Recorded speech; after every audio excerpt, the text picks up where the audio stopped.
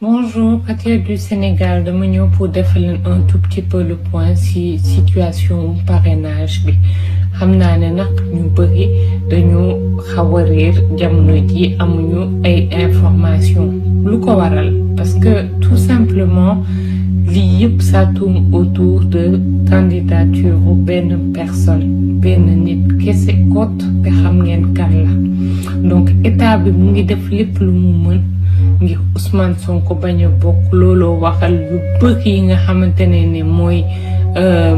dafa tegu ci code électoral bi nekk ñu ñoom di ko respecté. D'abord dans un premier temps 27 septembre la ñu waxoon lay commencé maanaam 150 jours avant li nga xamante ne moo di élection yi. Je rappelle que avant parrainage bi doon commencé 180 jours avant élection yi donc instant bii nii candidat yi perte nañ 30 jours ci seen campagne normalement. Deuxièmement ba léegi du calendrier bi du fiche yi nga xamante ne moom la ñu wax a collecté du li nga xamante ne moom la ñu wax a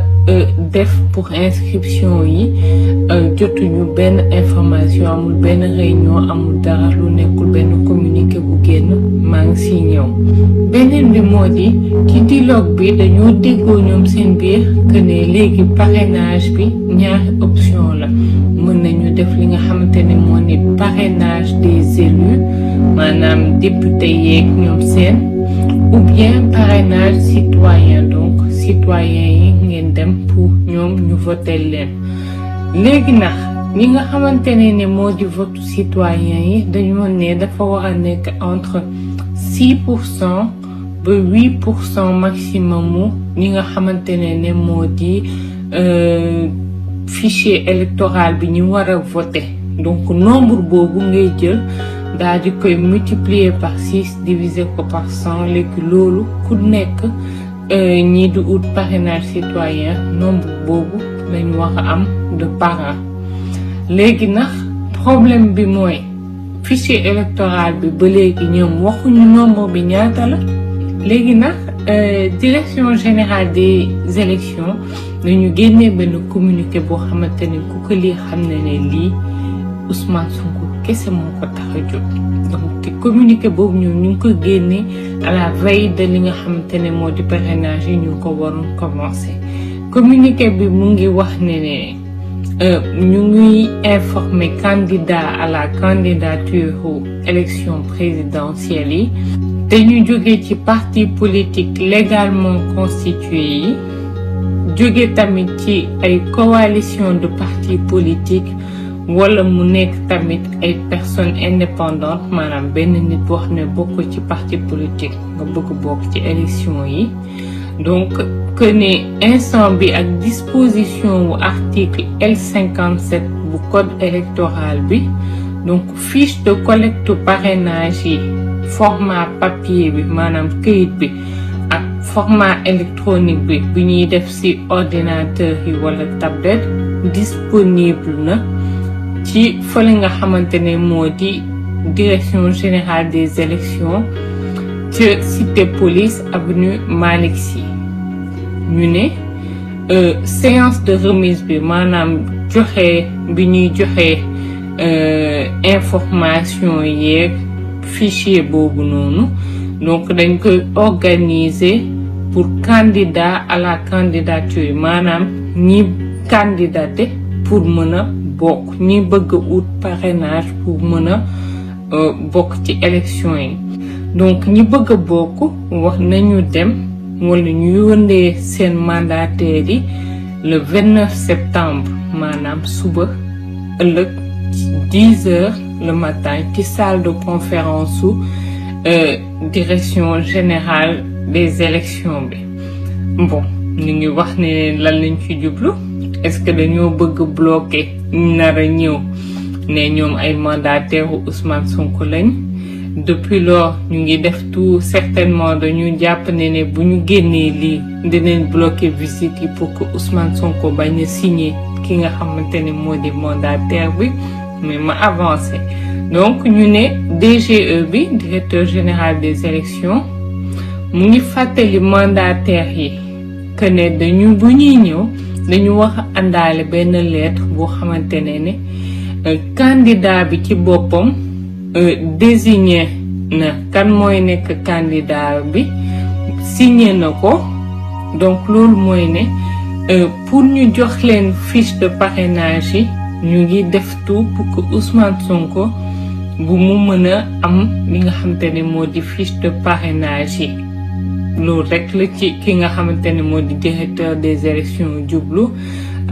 moo yi ñu def yépp ci communiqué bi boo ko xoolee di nga gis ne lii yépp dañ ko teg rien que pour empêcher ki nga xam ne moo di président Ousmane Sonko mu candidater à la candidature c'est clair et c'est net.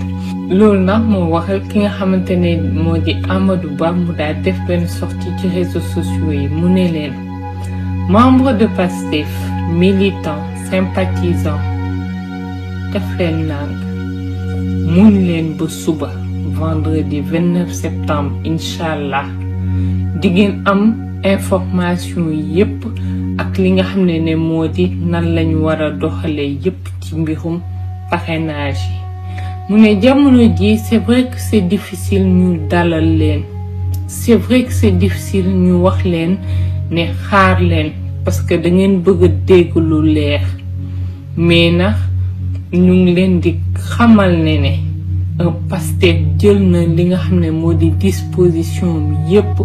pour pare lépp loo xamante ne